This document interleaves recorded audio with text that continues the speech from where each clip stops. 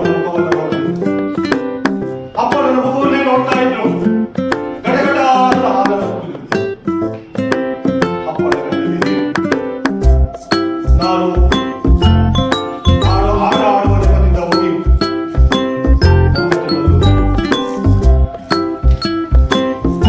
ನನ್ನ ಬದುಕನ್ನು ಯಾರು ತಾನೇ ಬಾಳಲಿಚ್ಛಿಸುವರು? ನನ್ನ ಬದುಕನ್ನು ಯಾರು ತಾನೇ ಬಾಳಲಿಚ್ಛಿಸುವರು? ನನ್ನ ಕಥೆಯನ್ನು ಯಾರು ತಾನೇ ಕೇಳಲಿಚ್ಛಿಸುವರು? ಇದನ್ನು ಬರೆದು ನೀನು ಮಾಡುವುದಾದರೂ ಏನು?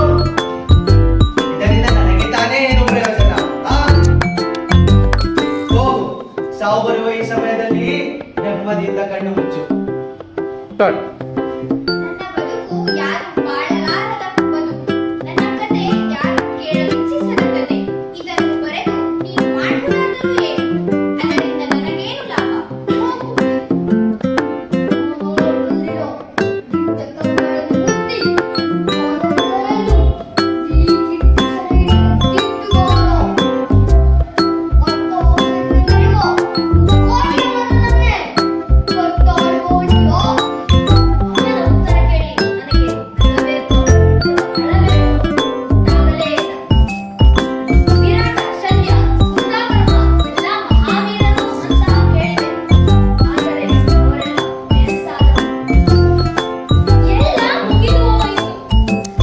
ಆದರೆ ನಾನು ಬದುಕು ಬಾಳುತ್ತಾನೆ. ಒಂದು ದಿನ ನದಿಯ ದಡದಲ್ಲಿ ಸ್ನಾನಕ್ಕೆಂದು ಹೊರಟು 4 ಜನ ಋಷಿಗಳು ನನ್ನನ್ನು ನೋಡಿ ಕಣ್ಣು ಹಿಡಿದರು. ಪಿರಂಗಿ ಮುಚ್ಚು ಬಾ. ತಾಯಿಯ ಆಸ್ಥಾನಕ್ಕೆ ಬಂದು ತಾಯಿಗೆ ಎಚ್ಚರಿಕೆಯಿನಷ್ಟು ಸತ್ಯ ನಿನಗ. ಇಲ್ಲಿ ಕಟ್ಟಲೆ ಮಾಡುವ ಅಧಿಕಾರ ಇರುವುದು ನಮಗ, ನಿಮಗಲ್ಲ. ಕನ್ನಡಿಗರ ಮಾನವಿಕತೆಯಿಂದ ಕಚ್ಚಿ ವಿರಾಟ, ಶಲ್ಯ, ಕೃತವರ್ಮನ ಮಹಾವೀರರನ್ನ ಕೇಳಿದೆ. ಆದರೆ ಕೆಲವರು ಸಾಲರು. ಅವರಲ್ಲಿ ಯಾರಾದರೂ ಅಹಿಂಸೆಯನ್ನು ಸಿಕ್ಕರೆ ನನ್ನ ಕತೆ ಮುಗಿತಲ್ಲ. ನನಗೂ ಆ ಅರ್ಜುನನ ಮೇಲೆ ಆಸೆ. ಆದರೆ ಅರ್ಜುನ ಹುಟ್ಟಿದ ಪಾಂಡವರು ಅರಗಿನ ಮನೆಯಲ್ಲಿ ಸತ್ತು ಹೋದವರನ್ನು ಸುಟ್ಟು. ಇಲ್ಲ, ಅವರು ಹಾಗೆ ಸಾಯೋರಲ್ಲ. ಯಾರು ಬಾಳಲಿಚ್ಛಿಸದ ಬದುಕು ನನ್ನ ಕತೆ, ಯಾರು ಕೇಳಲಿಚ್ಛಿಸದ ಕತೆ. ನನ್ನ ನೆತ್ತಿಗೆ ಅಪ್ರತಿಮ